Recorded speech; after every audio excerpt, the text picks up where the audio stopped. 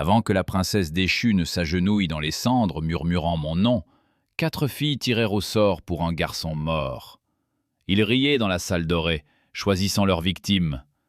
Ils ignoraient une chose, le perdant avait tout gagné.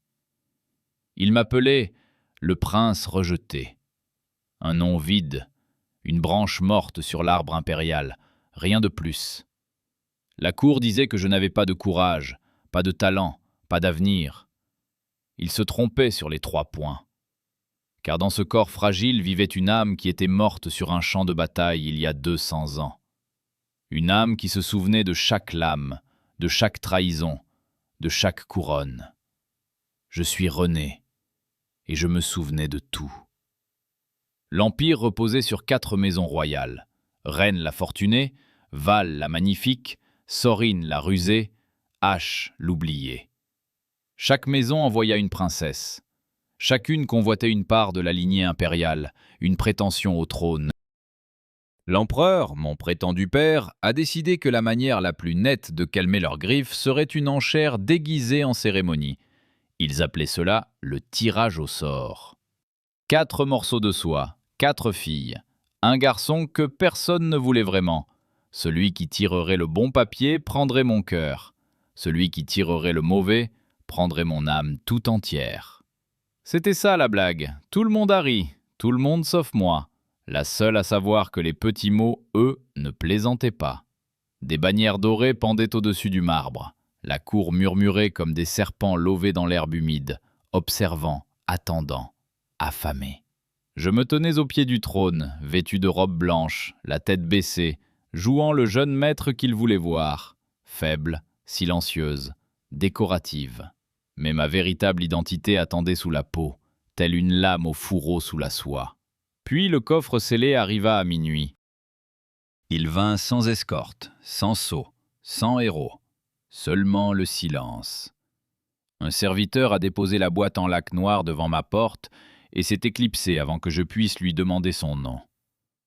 À l'intérieur se trouvaient 4 rubans de soie. 3 luisaient d'un rose pâle, le 4e noir comme un os calciné.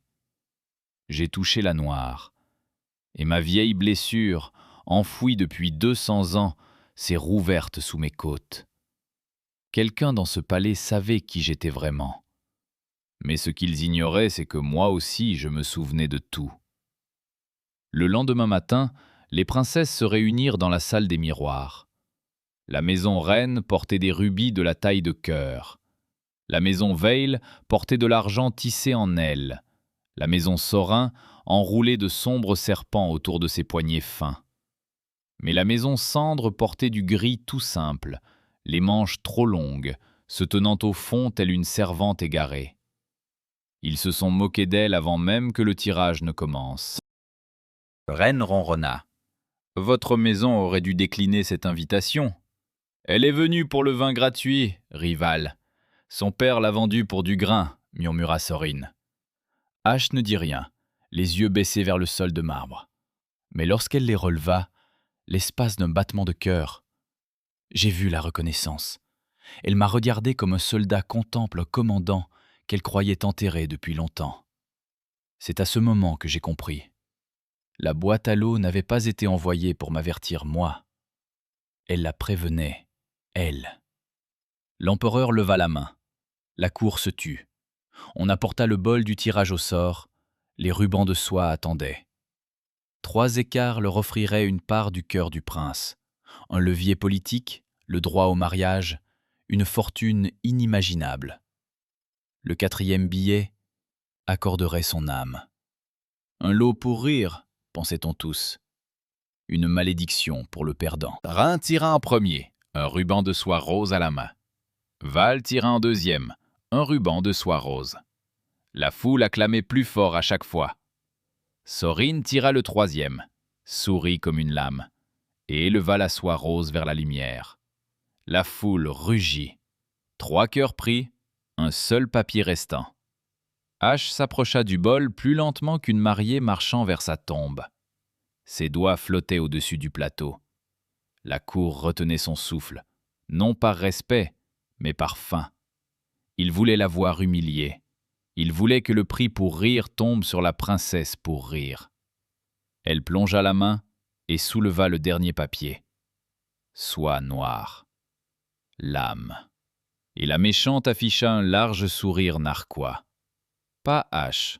Sorine eut un sourire narquois, car elle croyait avoir déjà gagné. Mais elle n'avait pas regardé de près. Les billets roses dans les mains des gagnants noircissaient sur les bords. La couleur se répandait comme quelque chose de vivant qui buvait. Et c'est à ce moment que tout a basculé. La cour déclara la cérémonie achevée, aveugle à ce qui se déroulait vraiment. 3 princesses recevraient des cœurs de jade, d'or et de perles. Des répliques sculptées de mes organes, symbole de possession. Le 4e ne recevrait rien d'autre que le papier noir et mon nom murmuré, une seule fois. Un cadeau blague par pitié. Une raison de la renvoyer dans sa maison glacée, couverte de honte. Ils exilèrent H dans l'aile des ombres. L'aile des ombres, c'était là qu'on entreposait les concubines mortes avant leur enterrement. Pierre glacée, treillis brisé. Aucun serviteur. Ils lui donnèrent une bougie, une couverture, et déclarèrent que la promise liée par l'âme n'avait besoin d'aucun confort. Pendant ce temps, les 3 gagnants étaient promenés à travers la capitale, des cœurs sculptés brandis au-dessus de leur tête comme des trophées étincelants. Le peuple jetait des pétales, le peuple jetait des pièces. Le peuple a oublié qu'H existait en une seule après-midi. Mais je n'ai pas oublié. Cette nuit-là, j'ai marché jusqu'à l'aile des ombres, vêtu d'une cape de servante. Les gardes ne m'ont pas arrêté. Personne ne surveille un prince déchu qui rend visite à une princesse déchue dans le silence. Je l'ai trouvée par terre, effleurant la soie noire, comme si elle lisait une lettre que seule elle pouvait entendre. « Tu sais qui je suis » dis-je. Elle ne leva pas les yeux. « Je sais qui vous étiez, mon général. » Ce mot, général. Personne ne m'avait appelé ainsi depuis 200 ans. Mon ancien rang, mon ancien péché. La blessure sous mes côtes s'est rouverte, la marque du dieu de la guerre brûlant derrière mon sternum comme une braise dans la terre humide. Je me suis agenouillé près d'elle. Comment le sais-tu ? Elle éleva lentement le papier noir vers la flamme tremblante de la bougie. Les lettres transparaissaient à travers la soie. Des lettres que j'avais gravées sur une bannière de bataille il y a 2 siècles. Mon sceau. « J'étais ton soldat, » murmura-t-elle. « Celle qui t'a enterré, qui a juré de te retrouver. » Voilà comment le pacte fut scellé. Ni dans l'or, ni devant la cour, mais dans une pièce réservée aux cadavres. Entre un général et le dernier soldat qui se souvenait de lui. Sur une soie, renfermant plus de vérité que toutes les roses réunies. Pendant ce temps, sa véritable identité commençait à transparaître à travers les fissures. Car les pétales de rose n'étaient pas neutres, ils étaient maudits. Chaque prince choisi lors des 5 dernières générations était un fragment du dieu de la guerre, nourrissant les 3 éclats du cœur. Les fragments étaient conçus pour se nourrir d'une âme réincarnée. Mais le rituel exigeait qu'un porteur d'âme survive. Sans lui, les fragments dévoreraient leur porteur. Et voici le rebondissement que personne n'avait vu venir. Reine fut la première à le sentir. Son cœur de jade devint brûlant. Un goût de fer envahissait sa bouche chaque nuit. Val commença à voir des ombres bouger dans ses miroirs, des silhouettes, comme un homme en vieille armure, qui l'observait. Sorine, la plus vive des 3, sentit ses serpents remuer à ses poignets, comme s'il leur avait poussé des crocs. Elle ne se le disait pas. Les méchantes ne partagent jamais leurs symptômes. Mais sans le savoir, la peur les unissait. Ils ont comploté contre H, contre celle qu'ils croyaient avoir tiré le lot pour rire, l'insignifiante qu'on ne remarquait pas. Les vieux textes murmuraient. Si le porteur d'âme mourait, les éclats du cœur se stabiliseraient. Le perdant devait disparaître en silence. Les 3 vainqueurs convinrent en secret, dans un jardin de lys blanc, d'engager des assassins de la secte de l'ombre, payés en jade maudit. Et c'est à ce moment-là que la tension murmurée a éclaté au grand jour.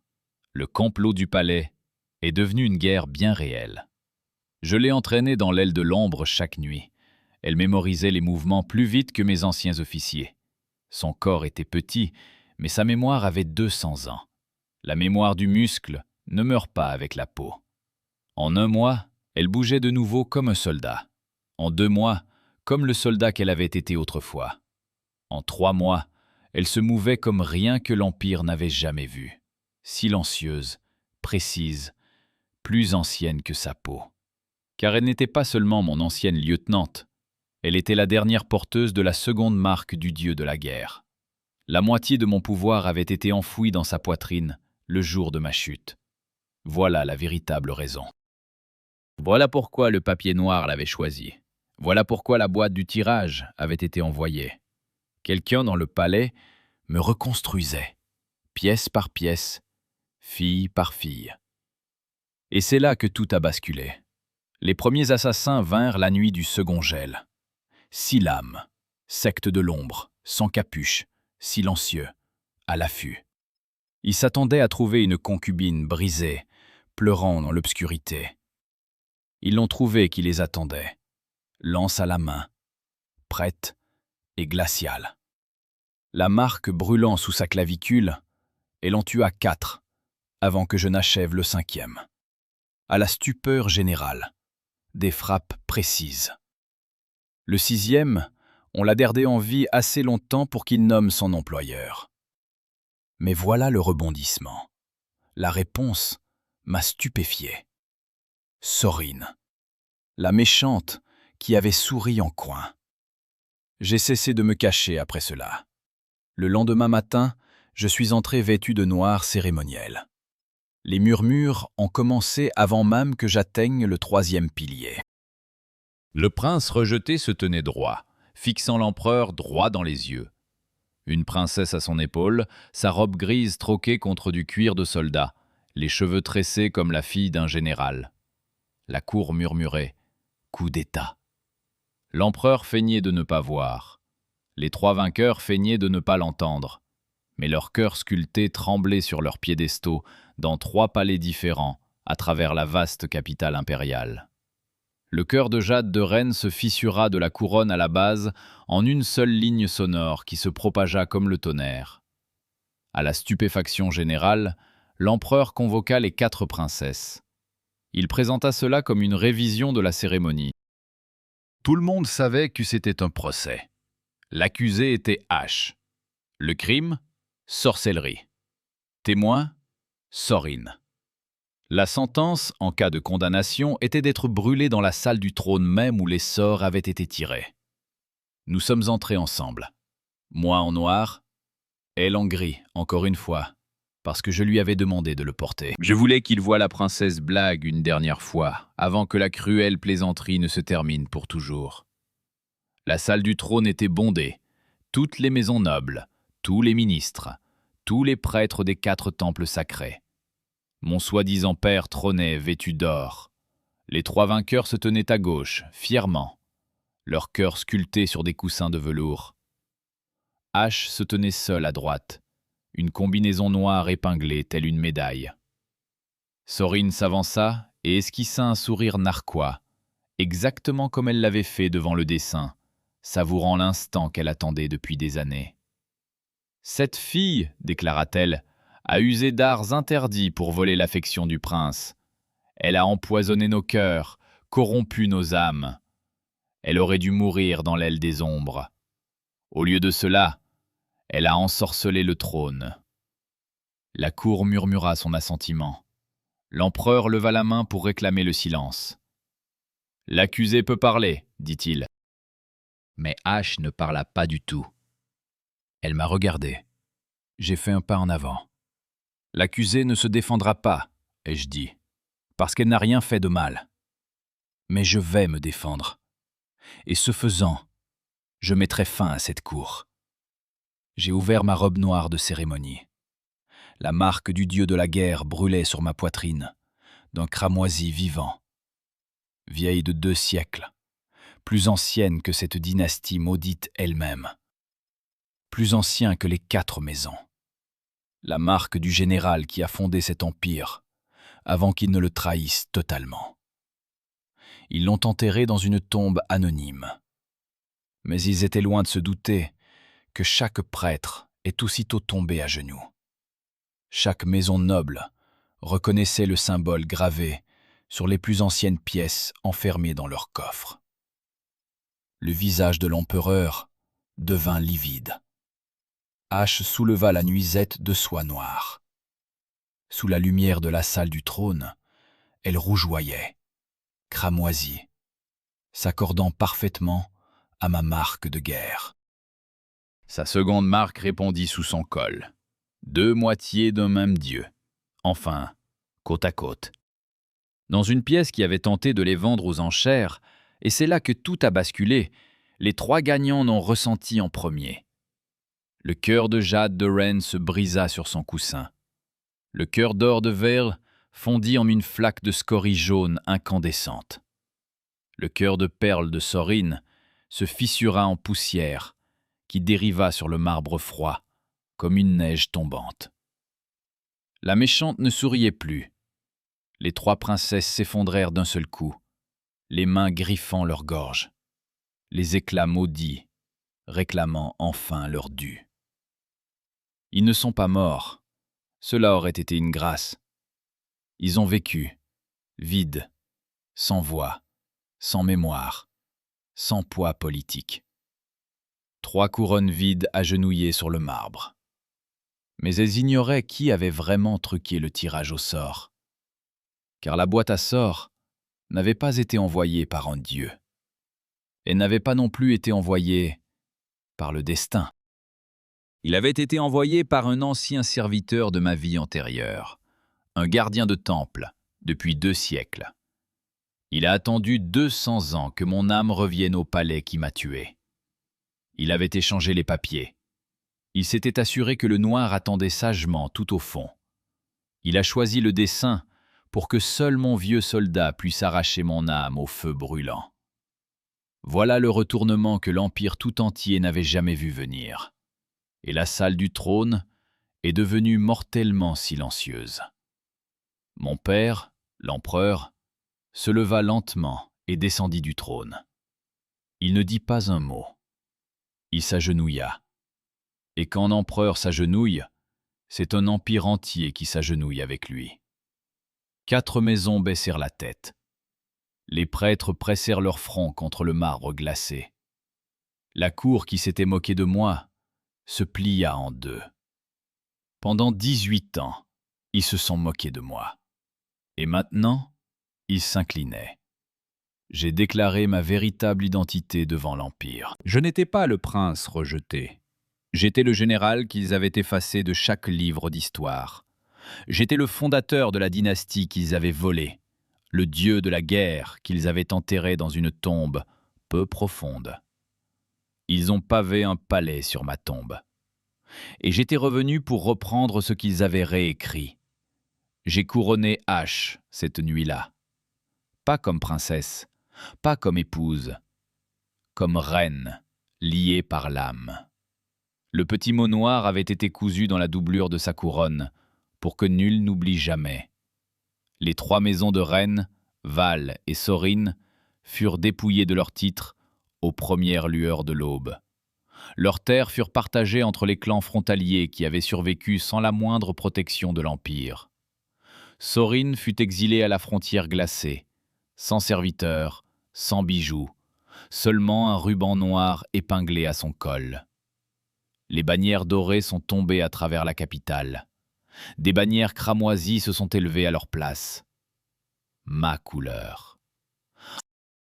Sa couleur.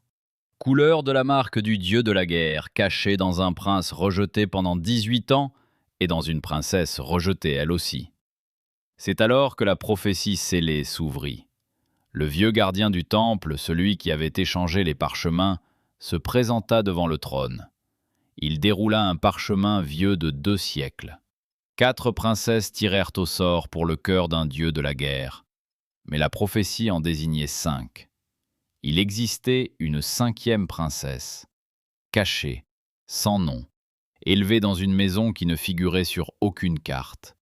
Elle portait un billet qui n'avait jamais été déposé dans le bol. Un billet doré, ni rose, ni noir. Un jeton caché. Un faux pas qui décidera si mon trône survit à la prochaine guerre ou s'écroule, comme le premier. H a serré ma main pendant qu'on lisait la prophétie. Sa marque brûlait. La marque du dieu de la guerre sur ma poitrine a répondu. Quelque part dans l'Empire, une 5e jeune fille sentit quelque chose s'éveiller dans sa poitrine, sans encore savoir ce que cela signifiait. Pendant ce temps, à la frontière, Sorine écrivait déjà des lettres. Des lettres à d'anciens alliés, des lettres à des collectionneurs d'éclats maudits. Elle offrait tout pour un moyen de revenir. Sa couronne était perdue, mais pas sa ruse. Elle reviendrait, comme toujours. La marque du dieu de la guerre sur ma poitrine n'a jamais cessé de brûler après l'épreuve. H en sentait la chaleur à travers les murs, comme un feu entretenu pour un hiver qui n'était pas encore arrivé. Nous savions tous les deux ce que cela signifiait. La guerre des âmes commençait. Non pas le tirage au sort, la vraie, celle pour laquelle ma vie précédente était morte en combattant.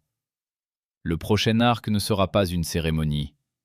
Ce ne sera pas une plaisanterie. Ce sera 4 royaumes qui s'entrechoquent. Une 5e princesse, une méchante exilée et un trône qui se souvient d'avoir été enseveli sous le sang et les cendres. Au moment où le dieu de la guerre achève ce que le général n'a pu accomplir, mais le 5e sort n'a jamais été tiré, pas encore. Envie de découvrir qui est la 5e princesse et ce que son parchemin doré fait à ma marque brûlante? Abonne-toi maintenant, active la cloche pour recevoir la prochaine partie dès sa sortie et écrase le pouce bleu pour l'algorithme. Et je vous retrouve dès le prochain chapitre